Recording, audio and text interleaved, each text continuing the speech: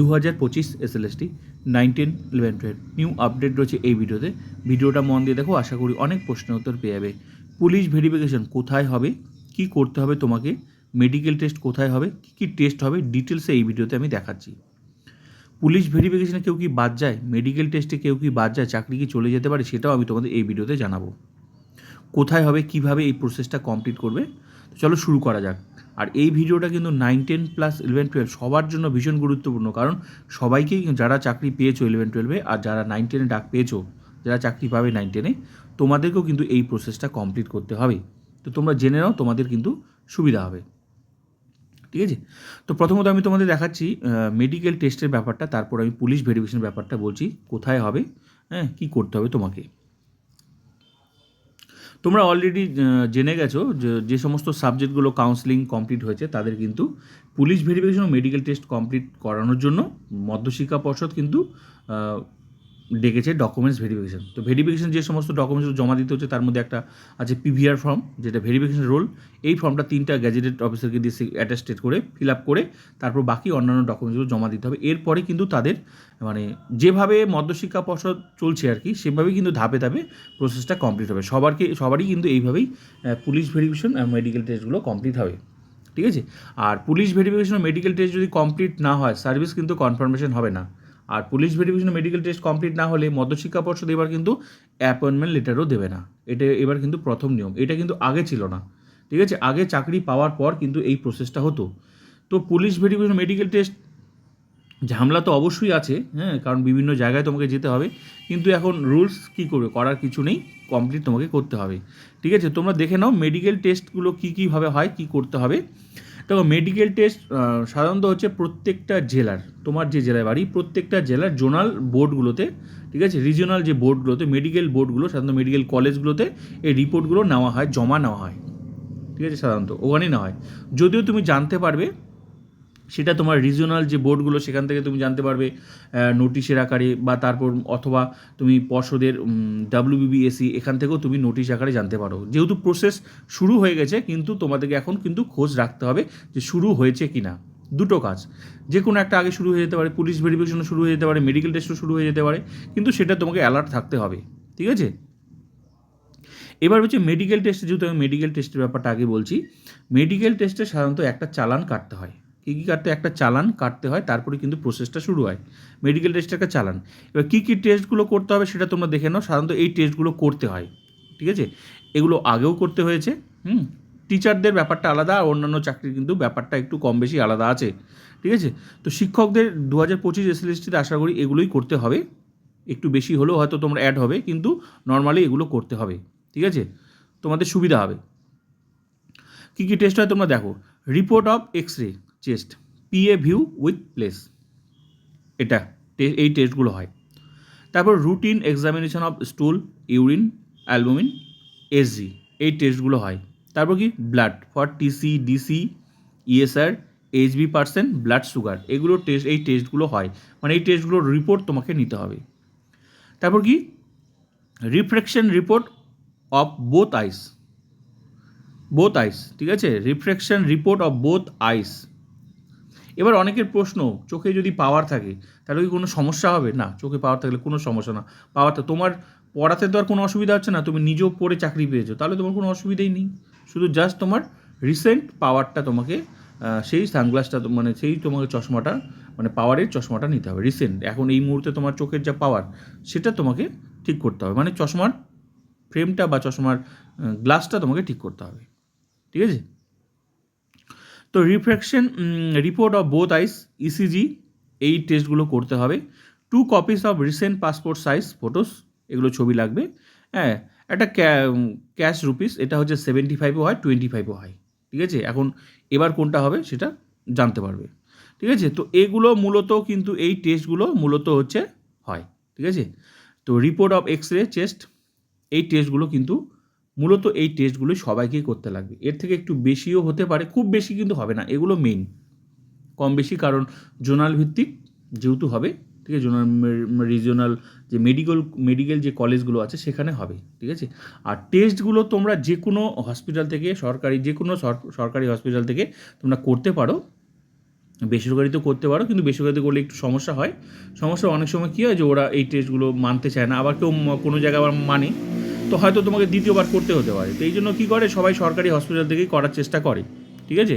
তো সরকারি হসপিটাল থেকে করলে সরকারি জায়গা থেকেই আবার ডিপার্টমেন্টেই জমা নেবে, এর ফলে কেউ কোনো সমস্যা হওয়ার কথা নয়। কিন্তু মেডিকেল বিষয়ে প্রাইভেটগুলো করলে একটু কখনো কোনো সমস্যা হয়, কিন্তু অসুবিধা হয় না, ঠিক আছে? খুব একটা অসুবিধা হয় না।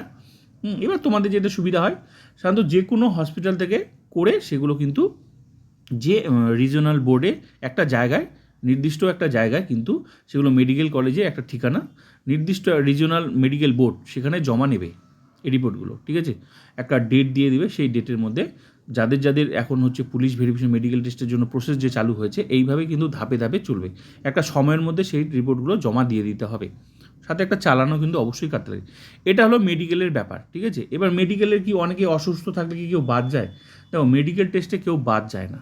এগুলো হচ্ছে মানে আমার নজরে ওরকম নেই যে কেউ বাদ গেছে, ঠিক আছে? মেডিকেল টেস্টে কেউ সমস্যায় পড়ে না, যতই সমস্যা থাকুক, ঠিক আছে? এগুলো রিপোর্টগুলো জমা দিতে হবে।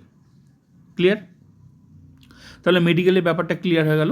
অবশ্যই তোমরা নিজেদের কী বলে রিজনাল যে বোর্ডগুলো খোঁজ রাখবে, যাদের যাদের কী বলে এই পুলিশ ভেরিফিকেশন মেডিকেল টেস্টের নাম এসেছে, তোমার মধ্যশিক্ষা পর্ষদ থেকে তোমার ডকুমেন্টস জমা দিয়েছো, এবং যারা দেবে, ঠিক আছে? একটা তোমার 5 তারিখে রয়েছে, একটা তোমার 9 তারিখে রয়েছে, এইভাবে যে 11-12 সমস্ত সাবজেক্টের কাউন্সেলিং হবে, তারপর ধাপে ধাপে যে চলবে, সবাইকে কিন্তু এইভাবে প্রসেসটা কমপ্লিট করতে হবে। আর অবশ্যই নিজেদের রিজনাল যে বোর্ডগুলো, মেডিকেল বোর্ডগুলো, সেখানে খোঁজ রাখবে, ঠিক আছে? এটা হলো মেডিকেলের পার্ট। এবার আসি হচ্ছে তোমার পুলিশ ভেরিফিকেশন। এবার হচ্ছে পুলিশ ভেরিফিকেশনের যে বিষয়টা, সেটা হচ্ছে কোথায় হবে। পুলিশ ভেরিফিকেশনটা হচ্ছে তোমার প্রত্যেকটা, সবার তো একটা নির্দিষ্ট জেলায় বাড়ি আছে, তো সবার একটা থানাও আছে। তোমাদের থানাতে, তোমাদের যে থানা, সেই থানার আন্ডারে একটা ডিআইবি সেক্টর আছে, ডিআইবি সেক্টর। ওই প্রত্যেকটা থানার আন্ডারে একটা ডিআইবি একটা অফিস আছে, ওখানেই আছে, থানার মধ্যেই আছে।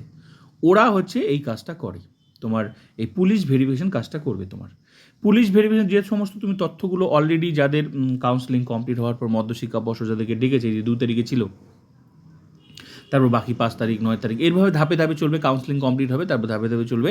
তো এরকমভাবে প্রত্যেকেরই কিন্তু যে ডকুমেন্টসগুলো, যে পুলিশ ভেরিফিকেশন যে ফর্মটা ফিল আপ করে যে সমস্ত ডকুমেন্টস তুমি জমা দিয়েছো, সেগুলো, সে সমস্ত তথ্যগুলি কিন্তু ওরা তোমাদের কাছে চাইবে, ঠিক আছে? তো সেগুলো তথ্য তোমাদেরকে দিতে হবে। ওরা কীভাবে, এবার তুমি জানতে পারবে কীভাবে, তোমাকে খোঁজ রাখতে হবে যে পুলিশ ভেরিফিকেশন আমার তো ডকুমেন্টস হয়ে গেছে, এখন কি শুরু হয়েছে, এরকম মধ্যশিক্ষা পর্ষদ থেকে একটা গাইডলাইন ওদের কাছে অবশ্যই যাবে যে এই এত ক্যান্ডিডেটের আপনারা এই কাজটা করে দিন। মানে ওদেরকে একটা গাইডলাইন অলরেডি হয়তো চালু হয়ে গেছে প্রসেস, বা যে কোনো মুহূর্তে হয়তো পাঠাতে পারে, যেহেতু প্রসেসটা শুরু হয়েছে মধ্যশিক্ষা পর্ষদ। কারণ এটার উপরই ডিপেন্ড করছে, তোমার police verification medical test complete হলে তবেই কিন্তু তোমার অ্যাপয়েন্টমেন্টটা পাবে। তার মানে তোমরা ধরে নাও তোমাদের কিন্তু অলরেডি মানে প্রসেসিংয়ে আছো, যে কোনো মুহূর্তে হয়তো তোমাদের কারো হয়তো শুরু হয়ে যেতে পারে, ঠিক আছে? তো অবশ্যই তোমরা অ্যালার্ট থাকবে, খোঁজ রাখবে। তো সেখান থেকে তোমাকে ডাকবে, বা তুমি নিজেও খোঁজ নিতে পারো, তোমাকে ডাকবে, মোট কথা তোমাকে জানানো হবে, ঠিক আছে? এটা পর্ষদের একটা একটা দায়িত্ব আছে, অবশ্যই তোমরা যে কোনোভাবেও জানতে পারবে, ঠিক আছে? তবুও নিজেকে অ্যালার্ট থাকা ভালো। তো তোমাকে জানানো হবে যে পুলিশ ভেরিফিকেশন আছে, আপনি আসুন। এবার যাবে, পুলিশ ভেরিফিকেশানে হচ্ছে তোমার সমস্ত ডকুমেন্টসগুলো। পুলিশ ভেরিফিকেশন মানে অনেকে ভাবে যে অনেক কিছুই মনে হয়। পুলিশ ভেরিফিকেশন মূলত তোমার যে সমস্ত ডকুমেন্টসগুলো দিয়েছো, সেগুলো, যেহেতু এটা তো তুমি তো আর পুলিশের চাকরি করছো না, যে সমস্ত ডকুমেন্টসগুলো দিয়েছো সেগুলো ঠিকঠাক কিনা, এই জিনিসগুলোই হচ্ছে ওরা দেখবে। সাথে কোনো আলাদা হচ্ছে দেখবে যে আরও কোনো এক্সট্রা কোনো কেস টেস আছে কিনা, সেই বিষয়গুলো দেখবে, ঠিক আছে? তো পুলিশ ভেরিফিকেশনে মূলত তোমার ডকুমেন্টসগুলো ভালো করে চেক করবে, আর যা যা তোমার ডকুমেন্টস চাইবে সেগুলোই তোমাকে দিতে হবে, ঠিক আছে? আর এক্সট্রা তোমার নামে কোনো কেস আছে না, তুমি উল্লেখ করেছো কি না, সেগুলো তোমাকে ওদেরকে বলতে হবে। যদিও ওরা ওদের নিজস্ব ইন্টারনাল রিপোর্টে ওরা জেনে যাবে যে আছে কি না, ক্যান্ডিডেট কেমন, ঠিক আছে? তো বিষয় হলো পুলিশ ভেরিফিকেশন আর মেডিকেল টেস্টে কেউ কি আটকে যায়? পুলিশ এরকম কোনো খোঁজ নেই যে পুলিশ ভেরিফিকেশনে কারণ কেউ আটকে গেছে। চাকরির ক্ষেত্রে বিশেষ করে এটা তো টিচিং প্রফেশন, এখানে কেউ আটকে গেছে এরকম কোনো খোঁজ নেই, ঠিক আছে? তো এগুলো সমস্যা হয় না, কিন্তু প্রসেসটা ওই মানুষ একটু হ্যাপা আর কি। তো পুলিশ ভেরিফিকেশন, মেডিকেল টেস্ট এগুলো কমপ্লিট করতে হবে, একটা বিশাল একটা ঝামেলা। এই ঝামেলাটাই হচ্ছে মানে মেইন। কিন্তু তাছাড়া পুলিশ টিচিং প্রফেশনে পুলিশ ভেরিফিকেশন ও মেডিকেল টেস্টে আমার জানা নেই কেউ আটকে গেছে, ঠিক আছে। আগেও হয়েছে, 2016তেও হয়েছে এরকম, জানা নেই, ঠিক আছে।